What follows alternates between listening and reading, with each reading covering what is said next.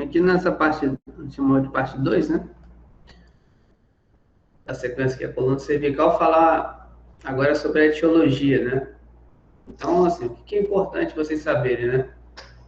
De acordo aqui com Nakashima, 2015, existe baixa correlação entre exames de imagem, né, de ressonância magnética com cervicalgia.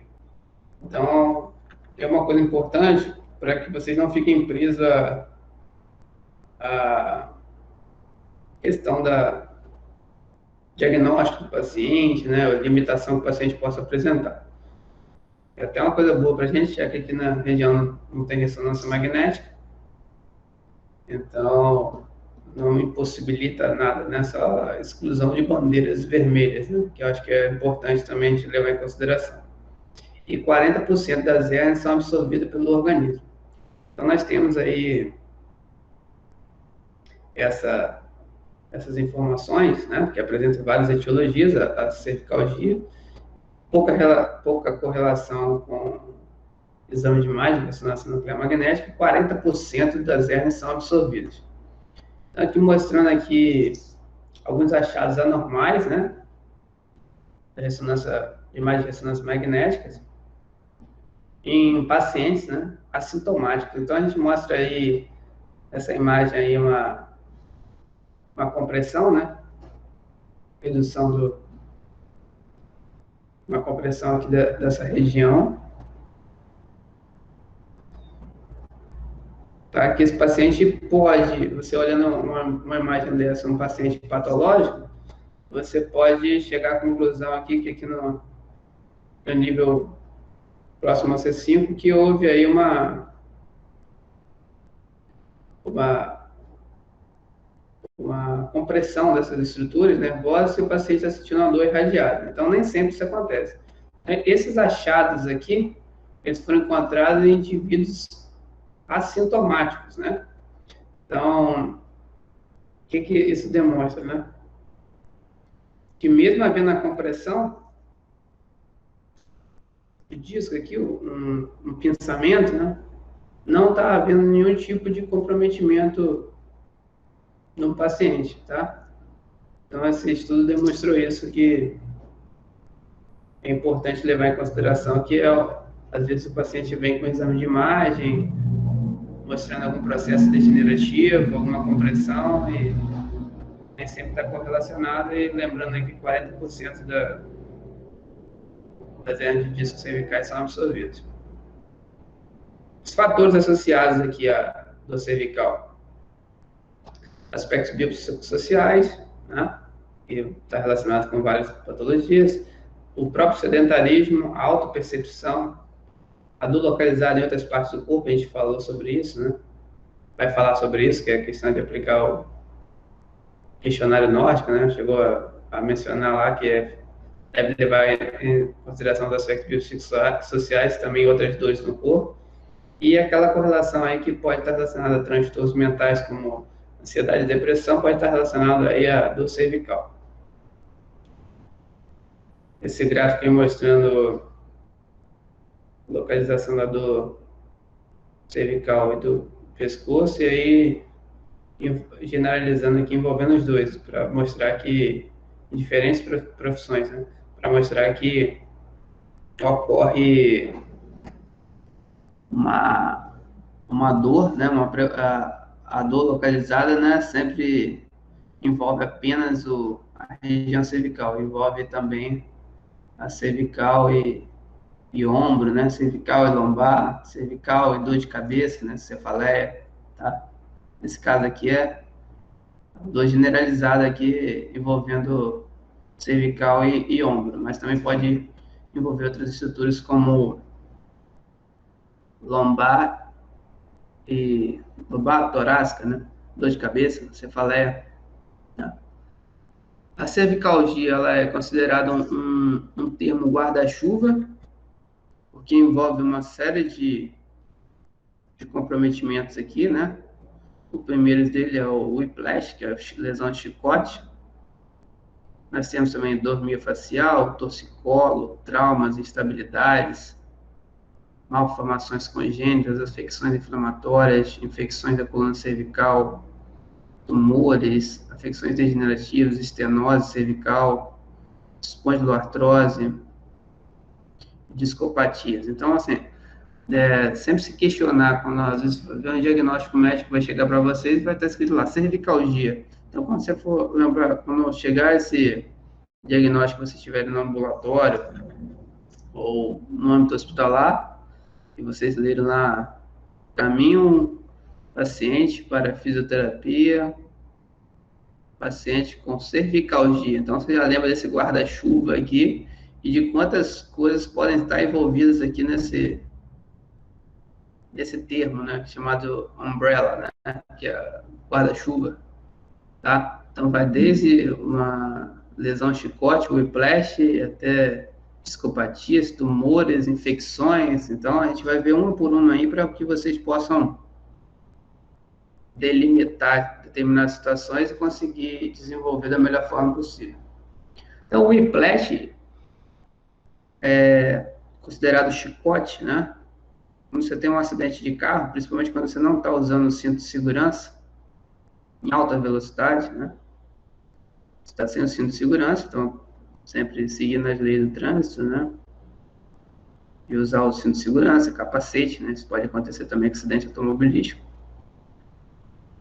E aí a cabeça ela faz uma extensão excessiva e em sequência ela vem para anterior, né? Então ela dá um chicote, ela pode acometer as regiões neurovasculares aqui, da região cervical, e também as musculaturas da região cervical que a gente mencionou na aula anterior, tá?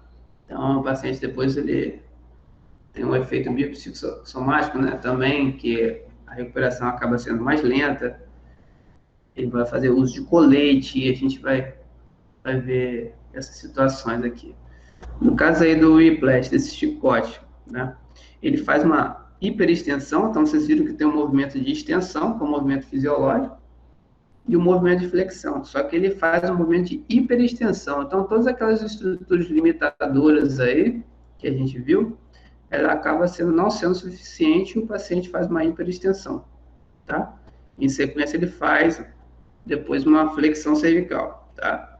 É um impacto. Então, por isso que é chamada aí de lesão por chicote. Geralmente, gera até um estiramento da musculatura do esternocleidomastoide. Um paciente com torcicolo, que é comum, né? Aí mostrando aqui do esternocleidomastoide esquerdo. Aqui o trauma e estabilidade. E vocês viram aí o feriado do Cobra Kai.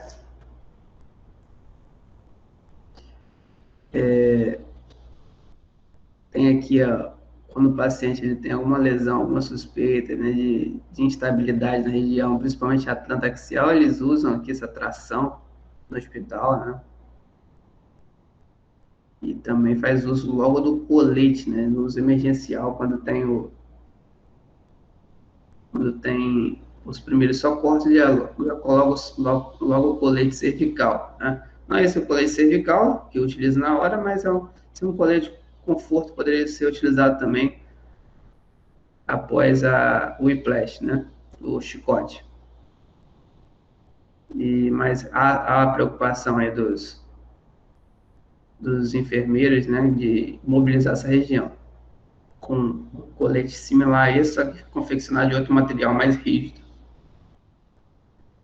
Algumas malformações congênitas que eu vou falar aqui, de forma superficial, mas que vocês têm que saber que acontece, porque vocês vão atender também em outras áreas, né? E aí o conhecimento, como ele é agregador, vocês vão ter em consideração que vão aplicar em outras áreas, não só em traumatortopedia, mas pode ser que tenha pacientes também em traumatortopedia com esse tipo de problema, que vocês consigam identificar diferentes patologias de malformações congênitas, né? Que a maioria delas acomete aqui a região atlantoaxial, né? Devido aí a uma hipoplasia do processo aneuploide, frouxidão ligamentar. Então, vocês lembrando ali da articulação atlantoaxial, ali o ligamento alar, o ligamento transverso, né? Isso vai ser importante que vocês possam ter uma abordagem melhor com o paciente. Então, síndrome de Down, né? Temos pacientes aqui com síndrome de Down no setor. O que isso implica se ele tiver uma dor cervical? Tá? Então, ele tem, já é característica da síndrome de Down uma estabilidade atlantoaxial, né? De 20% a 40%. Então, ela pode ser observada em radiografia dinâmica, flexão e extensão. Essa síndrome de Klippel, né, que parece que a cabeça está repousada sobre o tronco, né? Que a pessoa parece não apresentar a região cervical, né? Existe uma fusão dessas vértebras cervicais, vou mostrar na outra imagem. E vocês vão observar uma redução na amplitude de movimento, né? Uma característica de implantação baixa no cabelo, a gente vai ver no slide anterior, e se vocês assustarem aí com o raio-x do paciente, vai ver uma deformidade de Sprengel, né? Que são costelas cervicais, né? Costela torácica, né? São 12 costelas, e isso aqui, esse tipo de paciente, essa malformação, tem uma costela, você pode apresentar costela cervical e cardiopatia congênita. Então, aqui a implantação local baixa, aqui mostrando aqui a fusão dos processos espinhosos, né? A cabeça aqui parece repousar aqui sobre o peito. É uma característica específica até para vocês identificarem outros setores aí, como pediatria, por exemplo.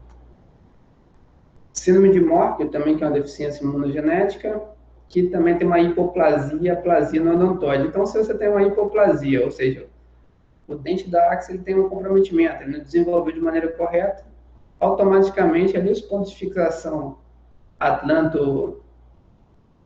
da região atlantoaxial, através do ligamento transverso e ligamento alar, vocês não vão ter uma boa estabilidade, então vai ter uma instabilidade no C1 e C2. Displasia espondilo-epifisária, né? A gente tem aqui, pode acometer os ossos longos, coluna vertebral, mas que também diz para a gente que já é uma característica, uma deformação escoliótica cifótica, né? Mas o que vai dizer para a gente aqui também, que vai implicar na região que a gente está falando de cervical, é que essa displasia do odontoide também vai gerar instabilidade, né? A própria artrite reumatoide, que já é mais comum, e a síndrome de Crissel.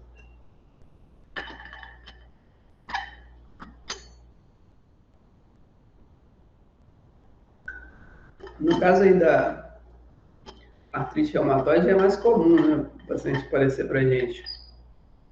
Então, o que acontece? O que é importante a gente saber da paciente com artrite reumatoide? O paciente com artrite reumatoide, ele pode envolver diversas articulações, né? E, porém, na coluna inteira, né? Pegando a coluna cervical, torácica, lombar, a região mais afetada é a região cervical. Então, se o paciente apresenta para você na anamnese que ele tem artrite reumatoide, você já leva em consideração isso, né? Qual que é a complicação dela? Também tem uma instabilidade em C1 e C2. Então, cuidado aí na manipulação do paciente, C1 e C2. Lembra daquele slide? A gente não pode confiar em todo mundo para ser o seu barbeiro, justamente por esse tipo de questões, né? É uma região vital, né? Se você fizer uma manipulação, um procedimento inadequado, você pode causar sérios danos aí ao paciente. Então, essa instabilidade C1 e C2 que vocês têm, que o paciente pode apresentar, né? Vocês não, mas da questão da artrite reumatoide, essa instabilidade, ela é comum, né, em C1 e C2, e pode haver também comprometimento vascular, alguns casos, risco de morte súbita, cuidado na manipulação e realização de testes ortopédicos. Então, para vocês terem cuidado aí. Então, chegou um paciente para vocês com artrite reumatoide, você já vai ligar o botão de alerta aí, porque sabe que esse paciente já apresenta instabilidade, né, na região atlantoaxial, C1 e C2, pode apresentar comprometimento vascular e às vezes desenvolver e pode até se complicar e ter problemas de morte súbita, né? Então, cuidados aí com... Não é em situações normais, tá, pessoal? É em situações de você fazer manipulação ou teste ortopédico de forma inadequada. Então, existe a subluxação aqui da região atlantaxial. Então, pode ocorrer destruição aqui do ligamento transversal ou até do próprio apical. A distância atlantaxial superior a 3 milímetros em flexão, maior que 9 milímetros já indica em um caso de artrodese. Então, se tiver algum exame de imagem, vocês podem em consideração. Então, quando a gente fala que pacientes assintomáticos, exames de imagens podem demonstrar processo degenerativo, uma série de coisas, não é que nós estamos, não é a visão que vocês têm que ter de condenar o exame de imagem, não. O exame de imagem não serve para nada, não é bem isso. Então, o exame de imagem ele é um critério bem interessante, chamado de exame complementar, justamente por conta disso, né? Em casos de exclusão de patologias graves, né, no raio-x, como da ressonância, a gente consegue visualizar. A imagem aqui que eu tinha colocado no vídeo, a imagem é essa imagem aqui, né, da radiografia, perfil dinâmico mostrando movimentos. Aqui, ó, a radiografia em perfil da coluna cervical mostrando migração superior do processo odontoide. Parte superior.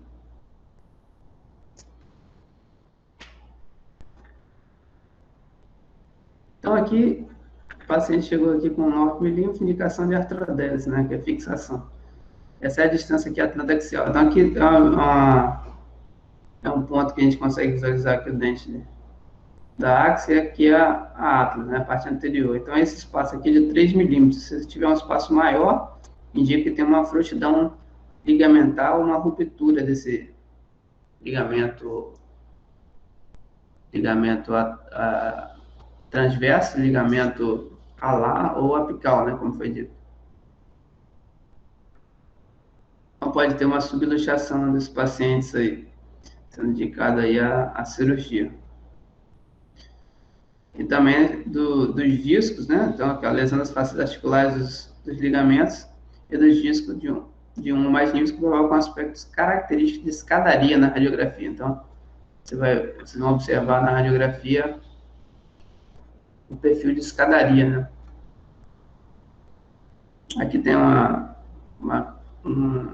característica aqui da artrite reumatoide também, que tem, você consegue traçar uma linha chamada linha de McGregor, que tem erosões das articulações atlantoaxial e atlanto-occipital, levando à migração superior do processo odontoide. A linha de McGregor acima de 4,5, a migração do processo odontoide, a gente vai observar aqui. Tá? Então, essa linha de McGregor é traçada dessa forma, né? A gente tem a base, aqui pegando aqui o dente do ápice, então essa altura aqui de 4,5 milímetros. Tá? Mas isso aí é algo mais médico, só para ver efeito de curiosidade. A síndrome de Crissel, né, o paciente apresenta um torcicolo, só que é um torcicolo diferente. A palpação do processo espinhoso, C2, na mesma direção de rotação da cabeça. Então, na hora que você faz a palpação, o sinal de Sudeck, na palpação do processo espinhoso, C2, na mesma direção da rotação da cabeça. Então, assim, quando você roda a cabeça, você roda para o lado esquerdo, o processo espinhoso ele vira para o lado direito, né? Ele se direciona para o lado direito. No caso do sinal de Sudeck, que é o paciente apresenta essa síndrome de Crissel, isso não acontece, né? Ele vai para a mesma rotação da cabeça, que é o processo espinhoso de C2. Chamado de torcicolo paradoxal, tá? A cabeça inclinada e rodada para o lado oposto. E esse sinal de Sudeck é um sinal característico. Luxação não traumática do atlas que sugere um torcicolo adquirido pode estar associado a infecções das vias aéreas superiores, traumatismo, procedimento cirúrgico na cabeça e no pescoço. Tá? E em relação aí, a gente falou agora sobre as malformações, agora em relação às infecções. Então, nós temos infecções aí do tuberculose, que é mais comum, osteomielite piogênica, infecções fúngicas, definições, complicações, diagnóstico e tratamento. O que a gente vai ver em relação a isso, né? Tem essas patologias, então, essas bandeiras aqui a gente vai levantar, que são algumas bandeiras vermelhas, que nós temos que utilizar também o termômetro para verificar se o paciente está com febre, né? Ou se está fazendo já o uso de medicamento. E às vezes parece com uma dor na região cervical, você vai lá tratando, manipulando, utilizando os recursos, né, da fisioterapia, o laser, o LED, a eletroanalgesia, né, a manipulação, exercício, e na verdade o paciente está com um problema que vocês não vão conseguir resolver de forma alguma, né, que são essas infecções. É importante ter conhecimento. Então, o indivíduo pode apresentar febre ou perda de apetite, calafrios, né, dor noturna, piora o repouso, melhora com movimentos. Então, indica doenças infecciosas ou até mesmo tumorais. No caso das infecções da coluna, tem que fazer a radiografia, e principalmente aqui o mais importante, exames laboratoriais. Os pacientes chegam no consultório, no ambulatório, com dor cervical, mas ele apresenta perda de apetite, febre, perda de peso. Então, o que mais vocês vão indicar aqui são os exames laboratoriais, tá? E até mesmo vocês vão direcionar esses pacientes para o médico, né? Para que ele possa fazer outros procedimentos aí. Até mesmo a biópsia aqui, se o paciente tiver suspeita aí de algum tumor. Então, é que ele vem dizendo aqui no caso da infecção da coluna cervical, a utilização de antibiótico, né, esquema 1, né, que faz durante 6 meses de tratamento, estabilização de suporte, e aí a questão também é a utilização, às vezes, de casos de cirurgia de artrodese. Em relação aos tumores, os tumores mais comuns são hemangiomas, cistos óticos, aneurismáticos, né, osteoma, osteoides, osteoblastomas, mieloma múltiplo, sarcomas, tumores metásticos, no caso, alguma metástase que comprometa o pulmão, mama, próstata, gastrointestinal, tireoide, enfim. E aí, no caso dos pacientes, né, com tumor, ele vai se referir da dor mecânica pela ausência de melhora ao repouso. Então, o paciente, mesmo parado, ele sente dor, tá? Porque pode haver, o tumor, ele está comprimindo aí a raiz nervosa ou a medula, né? Então, lembra dessas estruturas aqui, raiz nervosa ou medula pode ter comprometimento. O paciente sente dor ao repouso, então suspeita de algum tipo de tumor.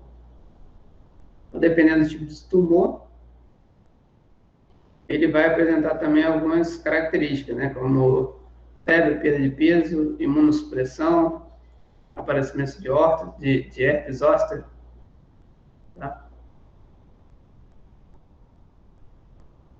No caso aqui do diagnóstico do tumor, radiografia, de 30% a 50% do osso trabecular deve estar destruído para que seja visualizado, né? O mapeamento ósseo, tomografia computadorizada, ressonância nuclear magnética e biópsia.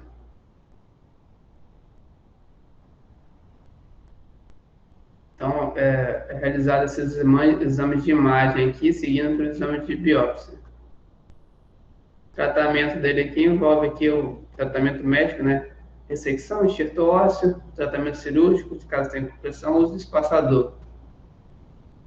Agora, em relação às afecções degenerativas, então a gente falou de malformações congênitas e tumores e infecções, né? Que são bandeiras vermelhas que a gente poderia receber. Agora, as afecções degenerativas, que é mais comum o aparecimento no consultório. Então, são responsáveis por uma série de comprometimentos, né? Comete mais da terceira década de vida. E aqui tem essa imagem aqui que é importante que nós consigamos memorizar para que possamos ter um entendimento aqui da região, o que tem na região anterior, né? O que nós temos na região posterolateral, tá? Na região posteromedial, na região lateral e na região central, tá? Então, aqui, pegando aqui. Então, se o paciente tiver algum tipo de compressão anterior, geralmente é sintomático aí, né? Ligamento longitudinal anterior. Já na região posterolateral e lateral, já indica já a compressão da raiz nervosa. Então, a gente pega essa imagem aqui, a letra B e a letra D, né? A B está aqui, a raiz nervosa está aqui. E o D está aqui, a raiz nervosa também está saindo aqui. Tá? Então, essa região pode ter um comprometimento dessa estrutura e o paciente sentir dor irradiada. Já a compressão posterior-medial e central é a compressão da medula e os vasos. Né? O que pode acontecer? Né? Então, posterior-medial e central, o C e o E. Até aqui já tem uma compressão aqui, pode ter uma compressão aqui na medula, tá? O H medular aqui. E a própria formação de osteófito também pode gerar uma compressão da raiz nervosa, né? O paciente sentir dor irradiada. E falando um pouco sobre a cervicobraquialgia, então nós temos aqui um teste característico, um teste de Spurling, que o paciente realiza a inclinação da cabeça e uma pressão é realizada no sentido inferior. Aqui é a primeira etapa do teste, né? E aqui mostrando aqui um exame de imagem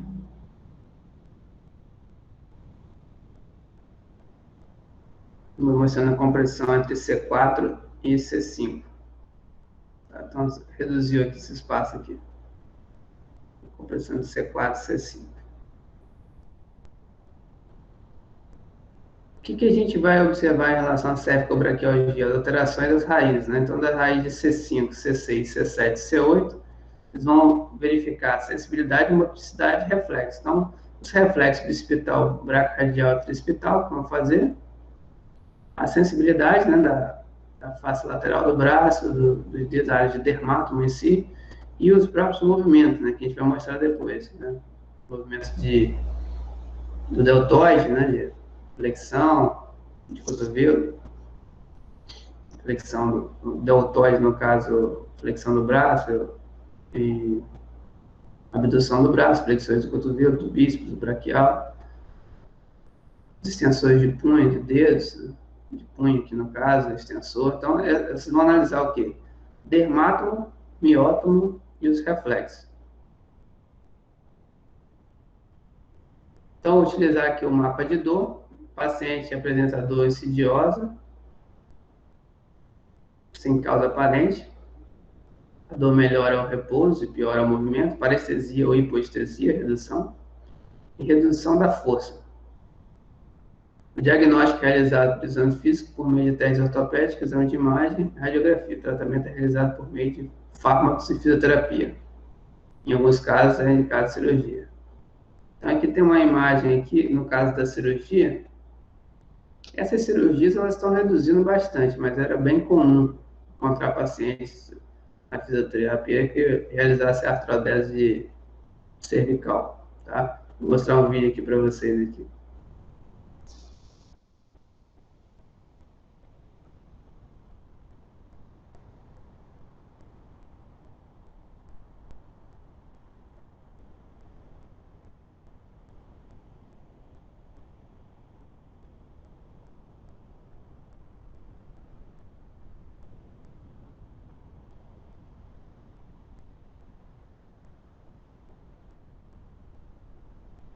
O que acontece aqui nesse vídeo, né? Nós temos uma fixação, pontos de fixação, é removido o disco intervertebral e fixa aí uma placa com parafuso aí na região do corpo vertebral. Então, aí nos exames de imagem, se aparecer isso para vocês suspeitem aí de procedimento cirúrgico, né? A pessoa apareceu isso no exame de imagem, o que o paciente pode apresentar? Aqui demonstrando agora a patologia, chamada mielopatia cervical. Na região aqui posterior central, né? Que onde tem aqui a compressão da medula, tá? Então, a herniação central posta no medial do disco, ele pode, pelo espessamento do ligamento amarelo, a formação de osteoide pode gerar um estreitamento do canal medular. Então, quando há um estreitamento do canal medular, o que o paciente vai apresentar? Ele vai apresentar aí parestesia, né? Fraqueza, alteração, parestesia que é alteração de sensibilidade. Então, tudo isso deve ser avaliado no paciente com mielopatia.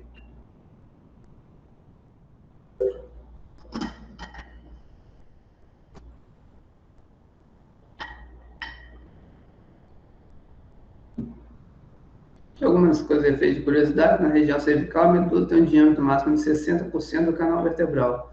O diâmetro transverso médio é de 13 milímetros, anteroposterior de 9 milímetros. Mostrando que a evolução, parece a evolução lenta e progressiva, pode aparecer também com traumas, né? Ou hérnia de disco aguda. E a mielopatia crônica, quando ela se cronifica, ela pode estar relacionada com problemas de motricidade, aí, assim, exemplo de dificuldade em abotoar a camisa, ou dificuldade de marcha, desequilíbrios, quedas, fadiga, enfim. Então, ficar atento sobre isso, né, na anamnese. Então, nas perguntas que vão realizar com o paciente, verificar se ele não tem nenhum tipo de dificuldade relacionada a essas situações. É um caso de alguns testes que podem ser feitos aqui, né? Teste de abrir e fechar a mão em 20 segundos, teste de biotendinose, teste de reflexo de Hoffman, teste de reflexo de Babinski. São utilizados também para mielopatia cervical.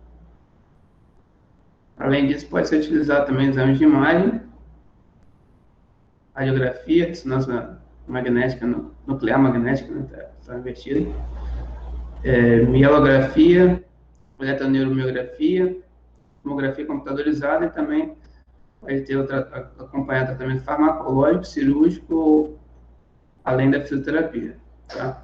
Então, aqui mostrando aqui um estenose, que na verdade é um estreitamento causado pela própria mielopatia, né, que é a mielopatia, esse estreitamento aqui, nos níveis aqui, né, entre C4 e C5. Tá? Essa compressão central, posterior central aqui, reduzindo aqui, comprimindo aqui a região da medula. Então, o paciente pode apresentar uma neuropraxia transitória, estenose cervical crônica, essa redução do canal anteroposterior, do canal medular, também está relacionado com a formação de osteófito, hipertrofia do ligamento amarelo. Tem um índice de torque que não tem sido muito utilizado hoje em dia, mas só para vocês saberem que o índice de torque que leva em consideração os diâmetros tanto da cervical, da canal cervical, quanto do diâmetro da vértebra. Então, ele é mensurado, divide o canal cervical pelo diâmetro da vértebra, se for inferior a 0,8, considera estenose. Esse torque é contestado por pesquisadores, aqui mostrando a imagem aqui do diâmetro da vértebra. Aqui da funcionalificação do ligamento longitudinal posterior, um artigo aqui do Escola, da estenose cervical.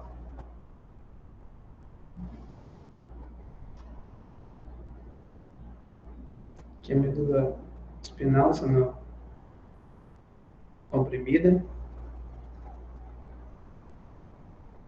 Aqui também mostrando do ligamento longitudinal posterior.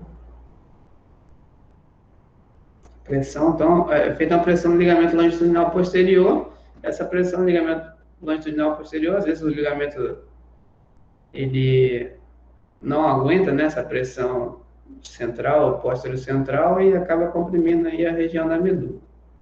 Então, aí causando a estenose cervical. Aqui já é uma imagem de tomografia computadorizada, aqui é o cálculo do índice de torque que poderia ser feito aqui, utilizando aí os diâmetros, né? E a compressão a nível de C7, da ressonância magnética. Mostrando aqui uma mielopatia também, uma estenose do canal cervical. E aí eu coloquei aqui essa imagem do Volta para o Futuro, acho que é o nome do filme, só para a gente ter uma noção, né? Então, assim, é importante salientar que o achado de ligamento longitudinal posterior em radiografia não implica na ocorrência de mielopatia ou qualquer outro distúrbio clínico aparente, podendo ser totalmente assintomático. Então, aqui, em 1970, né, já foi dito, né, que a questão dos exames de imagem pode não estar relacionado com a patologia, né? Ou seja, pacientes que são saudáveis podem apresentar aí essa estenose, né? Pode apresentar osteófito, pode apresentar discopatia degenerativa, enfim. Então, o que eu quero dizer para vocês é que, às vezes, o exame de imagem ele pode funcionar como um nocebo para o paciente. Então, o paciente olha aquele exame de imagem e isso faz com que ele fique desanimado, né, quando vê as estruturas do corpo dele sendo mostradas com algum tipo de anormalidade, né?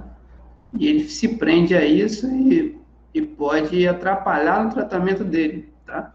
Então, os exames de imagens, assim como os outros exames em si, eles são importantes, porém, a gente tem que levar em consideração que eles são importantes para excluir bandeiras vermelhas, né? Ele tem que condizer com o exame clínico, né? Ele sozinho ele não diz muita coisa, ele é inconclusivo.